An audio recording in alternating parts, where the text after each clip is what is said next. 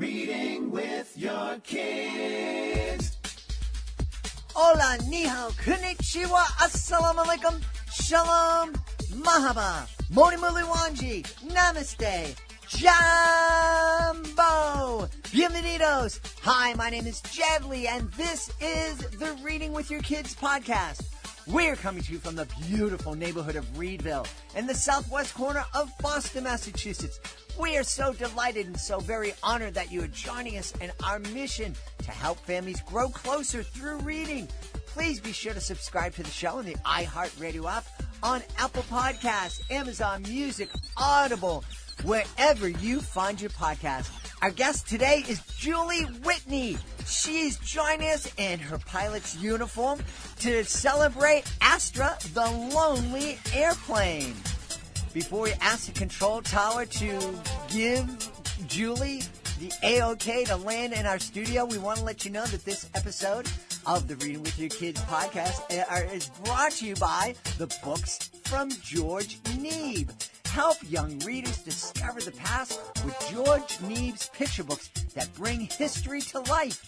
Illustrated in the style of ancient cultures, George's illustrations inspire children to learn about history in a fun and an entertaining way. Travel back to ancient Egypt with Pharaoh's Arrow, drawn in the Egyptian style about a young girl's quest to solve her father's death.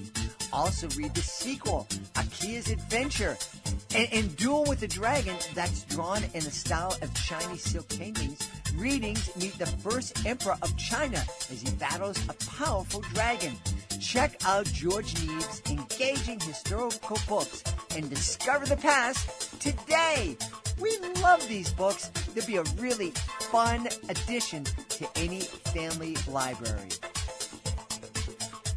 Joining us right now from the beautiful city of Cincinnati in the state of Ohio. Our guest today is here to celebrate her debut picture book. It's called Astra The Lonely Airplane.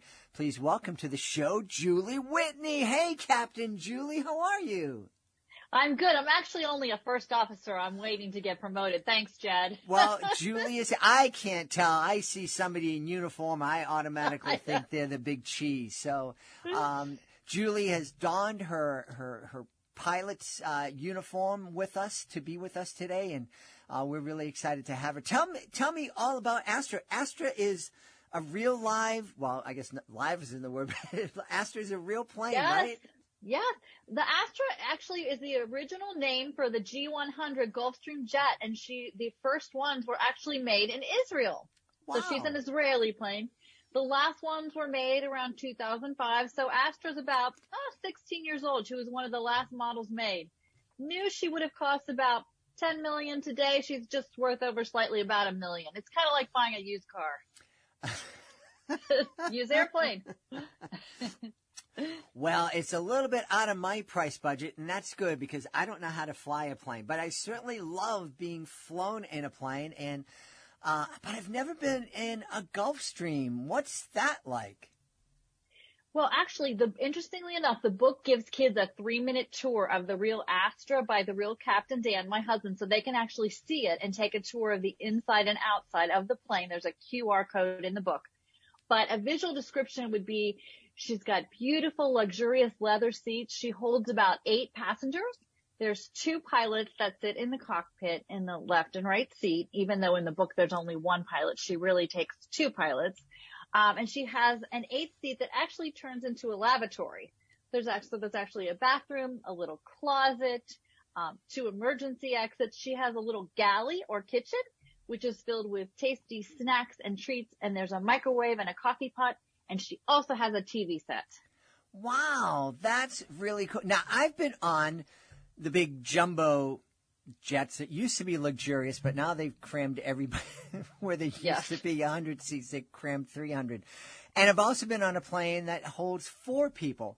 And that was a totally different experience. I think they kept tuna in that before they turned it into a plane. But what a neat kind of experience for kids to see inside a plane that they may never have a chance to be in themselves. No.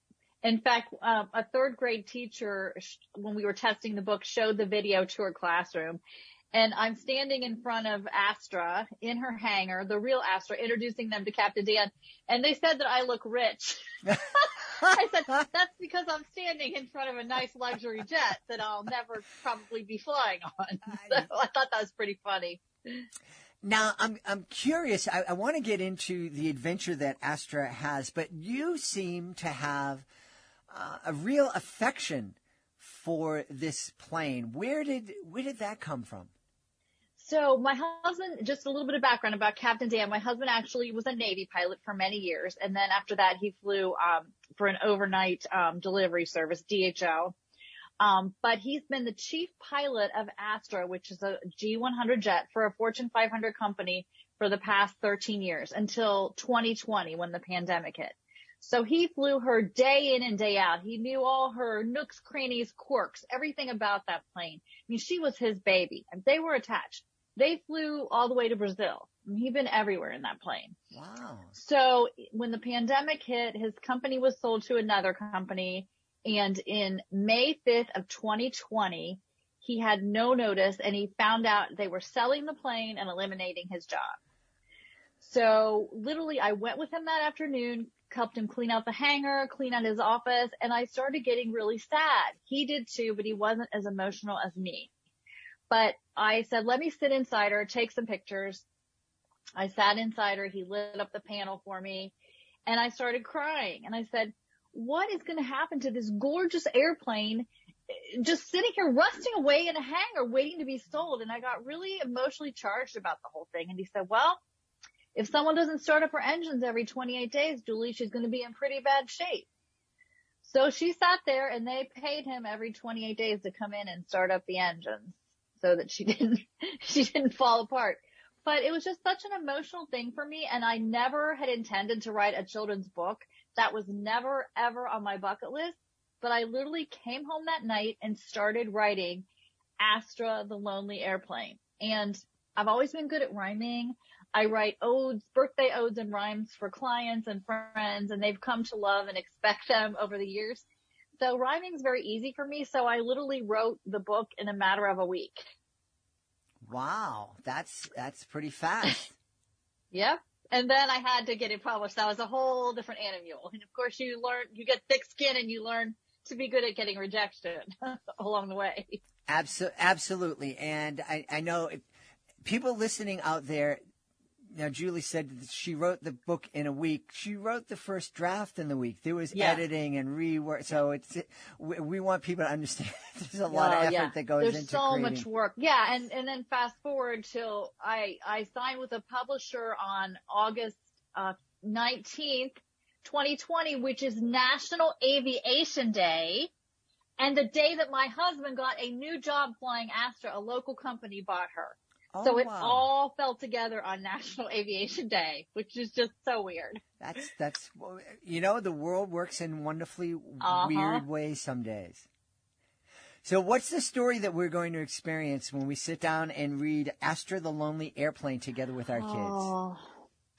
Astra and Captain Dan have a magical life. They're best friends and they fly together every day and they're so happy. Life is just magical, or so it seems. Until one day, Captain Dan walks into the hangar looking very sold and very sad and tells Astra she's about to be sold. And she's going to be sitting alone in her hangar and the days are long and the nights are cold and even the snacks in Astra's galley start to mold. It's very, very sad. Very sad. And basically a series of quirky human characters come across Astra thinking they may buy her, and they think she's either too old or too small or too hot or too cold. And Astra torments them in a way that only a plane can, discouraging them from buying her. Until one day, the right man comes along and he thinks she's the most beautiful plane he's ever seen. And he asks Captain Dan if he can file a flight plan to go to LA that day, and she ends up in her new home in Hollywood. And she's very tired and jet-lagged, a jet that's jet-lagged. And she's wondering if she'll like it there, but she's very tired, and Captain Dan covers her up and says goodnight and tucks her in. So that's where the second book will pick up in Hollywood. Wow. Astra in Hollywood. Yes, exactly. That's great. That's great. I'm wondering, how did Captain Dan feel about the book? Captain Dan is not one for a lot of media attention, unlike me. And I'm in PR. I do PR for a living. So, he was a good sport about doing the video. He was a little stiff at first. I hired a videographer when we did the shoot, but then he came to life talking about the plane. So he did a great job, and he's been a good sport, and he's promised me that whenever he's not flying the friendly skies, he will show up in his pilot uniform at as many book signings as he can. I'm really hoping he's in town on March 5th for my launch party at Joseph Beth, because I think that will be the icing on the cake. I read the book, I show the video, and then I say, kids, here comes the real Captain Dan. Hey. And he comes out, and they'll probably want him to sign the book. I mean, probably, but that's okay. Now, but no, he's handling it well. He's handling it well. That's great. Now, it's too bad that you can't have Astra show up, but I imagine that would be a tough to fit into the bookstore. I'm bringing this little model that I have. I know no one at home can see it, but I have a model of the real Astra. So I'm going to bring her with me, and I can show the video. And I do have a PowerPoint that I've made on planes and pilots. You know, skills you need to become a pilot. How do you become a pilot? What makes a plane fly? How Captain Dan became a pilot, his background, the various planes he's flown. So I think that for the older kids, grades 3, 4, and 5, they'll be engaged enough to probably want to sit through the PowerPoint too, I hope. Well, you know, that's one of the things that we've all taken for granted, this idea that we human beings have figured out a way to get into an aluminum tube and fly in the air, fly around the world and go to places where, you know, the journey from Boston to Los Angeles in the past, you would actually get on a boat and travel down to Central America and then trek your way across Central America, get on another boat and sail up to California. That was the fact, and it would take a month or two to do that. Now I can hop on a plane at Logan Airport and be in Los Angeles in about 5.5 hours. Yeah. Our kids are out there, and two of our kids and our grandbaby, and it's so nice. From Cincinnati, it's about 4 hours. It's so nice. Mm-hmm. I know. And I think that's, you know, we're living in a world right now where so much of what is part of our day-to-day lives seemed like magic to me. Now, granted, I'm almost 100 years old, so there's a lot of stuff that looks like magic to me. Too. But, you know, the idea that, you know, plane and air travel is so accessible to people, and the idea that we have, you know, these technological tools that allow us to talk to anybody in the world instantaneously, it's really cool that we have it. But I don't want kids to not appreciate just how magical these things are. I agree. And I think, you know, I read a stat that said I think it said 8% of the world's pilots are female commercial pilots. So I'm hoping that in particular, it encourages young ladies to want to go into the field of aviation, whether they're pilots or, you know, flight attendants or air traffic controllers or mechanics. I mean, I'm just hoping it gets kids engaged to want to be employed in that field. You know, I heard a radio story yesterday that said that during the height of the pandemic, air travel was down 97%. Mm-hmm. So that's why in my book, in the dedication, in addition to being dedicated to Captain Dan and my mother, I dedicated it to all those employed in the aviation industry who lost their jobs in the pandemic of 2020. Now it's kind of happening again. You're hearing that pilots and ground control people are getting COVID, and so flights are being canceled all over Christmas and New Year's. It's crazy. Yeah. And again, I think it hopefully it reminds us how fortunate it is that we have these resources and come to appreciate them. Yes. I'm really hoping that people can start finding a little bit of appreciation so they can act a little bit more civilly when they fly. Me too. I'm tired of these crazy people fighting over masks and stuff. Yeah. I'm a mask wearer from way, way back. People used to laugh at me. Hmm. Like I wore a mask to Hong Kong and to Italy way pre-pandemic because I don't know. I just don't like people coughing all around me on airplanes. So I've always done it. So it's not that big of a deal for me. Yeah. And it shouldn't be a big deal for anybody. How now that you've written a children's book, and you said that you never imagined wanting to write a children's book, how did you find the experience? Much more time consuming than I ever imagined. It took so long because once we had all the edits done of the copy, then I had to pick an illustrator, and the publisher, Brandy Lane, my publisher's in Richmond, Virginia, they gave me a portfolio of illustrators to choose from. And I had to narrow it down to 3, and then I had to have them do sketches because I had taken about 100 photos of Astra during the video shoot, and I put them in Dropbox. So I had to comb through these illustrators and then find the right one. And when I found the right one, and I started crying when I saw her drawings, and I knew she had captured Captain Dan and Astra exactly as my mind's eye saw it. I knew I was in the right place. But then I had a hand in, the book's 44 pages. I had a hand in every illustration. Astra needs to look tired and dingy and be leaking oil, and there needs to be cobwebs in her hangar and rats and owls and bats.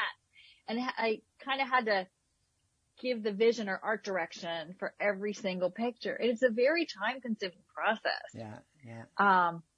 And plus there was COVID and things slowed things down, and there's a nationwide paper shortage again. So I was supposed to have the books in my hand in October. I didn't have the first copies till November of my advanced copies.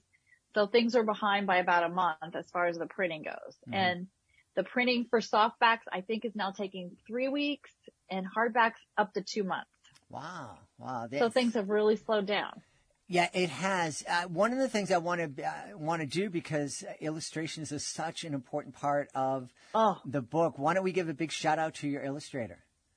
Michelle Simpson is from Canada. I've not actually met her in person. Thank you, COVID. But she is wonderful. And I'll just say that in the 3rd book, I'm really excited because Astra is Astra's canine rescue, and she rescues the dogs from the California wildfires because her new owner volunteers at a shelter. And I saw on her website her images of dogs. Oh, she's going to do such a great job with the dogs. I'm so excited. I can't wait. Well, you can hear the joy in your voice, and it's really wonderful. Were you really surprised at how much you've loved this project? It is a total labor of love. And I've said this to everyone. You're not going to get rich, you don't write a children's book to become wealthy unless your last name's Seuss. It's not going to happen, right? I mean, it's just a labor of love. I'm getting tears in my eyes right now. I mean, and it was such a personal, heartfelt story that I felt so bad that my husband lost his job and that everyone in the aviation industry was being furloughed. I just was so upset about the whole thing. It just hit home. Yeah. And, I mean, I feel like Astra's my baby too, Dan calls her Astra now. I always say, hey, Dan, did you tell Astra I said hello today? So he always says, I told Astra hello for you today. Anyway. One of the things I love about the podcast is that we get to hear the story behind the story. And parents are always, not always, but a lot of parents say, oh, my kid wants me to read this book for the 700th time. Oh, my gosh. And we can make each one of those readings a different experience. And knowing the backstory, I think, would be a really fun way to make the 600th or 602nd reading of Astra The Lonely Airplane a different experience for kids, just to let kids know that, this beautiful book, this beautiful fun book was born out of a really sad time. That you and your husband experienced this loss, this disappointment. It made you very sad. It made you scared in some ways, I'm sure, because of the uncertain future. And the way that you chose to deal with it is by writing and creating a story. And you probably had no idea that it would be a book at the time. It was just something, hey, I have these feelings, I need to express them, and this is the way you did it. And it's a great lesson for us to share with our kids that, when we're feeling big emotions that sometimes can seem like they're going to overwhelm us, a wonderful way to deal with them is to sit down and be creative and to express them on paper. Excellent. And it's my lemons to lemonade story, Yeah. my true lemons to lemonade. And I think that the book does teach kids about having resilience, adapting to new circumstances that may occur in their life, such as a move to a new city, dealing with difficult people, and having hope, because all throughout, Captain Dan tells Astra, keep your chin up and try not to frown. But Astra still couldn't help feeling a little bit down. But he urges her throughout to have hope. And he says, the right buyer will come along, Astra. And indeed, the right buyer does come along. Yeah. Now, just, I don't want you to give away the ending or anything, but you mentioned the fact that Astra did some things to discourage some of the buyers that she didn't Yes. like. Can you tell us one of those mischievous things that Astra did? Well, the one man who's none of the three people, the potential buyers, are nice until the right buyer comes along. But the first man actually kicks Astra's flat tire and says, this plane is too old, and what's that strange smell? Could it be mold? But let's take her up and see what the old gal can do. And so higher and higher, clever Astra flew. She chuckled as she flew him through a giant storm cloud. This will teach him for being so rude and loud. As Astra tossed and turned, the man started to feel ill. He shouted, is there any way to make this plane hold still? So at the end, he turns green. I won't read any more of it, but he turns green, his hands over his mouth like he's about to be ill, and Captain Dan escorts him off the plane. Well, I'm imagining when my son was 5 or 6 years old, if I was reading about the man turning green, he would have loved that. It does have a lot of really fun. I mean, the characters are all fun. And might I say that they're all very racially, ethnically diverse too. Mm-hmm. There's a very colorful cast of characters, which was critically important to me. And if it's ever a movie or animated TV series, I envision certain people to play the parts already. So, oh, okay. You open the door. I have to walk through. Who's going to play Captain Dan? Oh, he always gets, I'm going blank. Nicolas Cage is who he always gets. So maybe Nicolas Cage. Okay. And I definitely want Denzel Washington. Denzel, are you out there? With her new owner, because as soon as I showed the illustrator a picture of Denzel Washington, she's very young. She didn't really know who he was. She sketched the new owners. He's very handsome and looks like Denzel Washington is all I'll say, with a little bit of gray. I'm sure he's going to be interested in the part. Why wouldn't he not be? That's right. Well, I know people are going to want to know where they can go to find out more about Astra the Lonely Airplane, who may be, the movie version might star Nicolas Cage and Denzel Washington. Yes. And they also want to find out where they can find out more about Julie Whitney. So I have a website. It's AstraTheLonelyAirplane.com. It tells you all about me, my background, Captain Dan, the plane, and there's a fun activity section for parents and teachers to download a wide variety of educational activity sheets. I have Astra coloring pages, crosswords, word matches, word searches, word scrambles for all different ages on there. And that's probably the best place to go. It's very thorough. I have some of my my interviews on there. This podcast will be on there. And then the official release date is March 2nd, 2022 during Right to Read Week. And my launch party will be March 5th here in Cincinnati at Joseph Best Booksellers at 11 a.m. I will be wearing my pilot uniform. But right now the book's available for pre-order everywhere. Amazon, Target, bookshop.org, through me, through my publisher, and independent booksellers from coast to coast. And all the pilot stores, including the Aviation Museum at the Wright-Patterson Air Force Base. They just picked it up. Excellent, excellent. Well, we've had a wonderful time speaking with the author of Astra The Lonely Airplane, Julie Whitney. Hey, Julie, thanks so much for being with us. Thanks, Jed. I had a blast. It was great. We would love for you to join us for the next episode of the Reading with Your Kids podcast, and you will be happy if you did too. Our guest will be Dr. Joseph Garcia. He is known as the grandfather of baby sign language. He'll be here to tell us how we can help kids learn how to read through American Sign Language. That's the next episode of the podcast.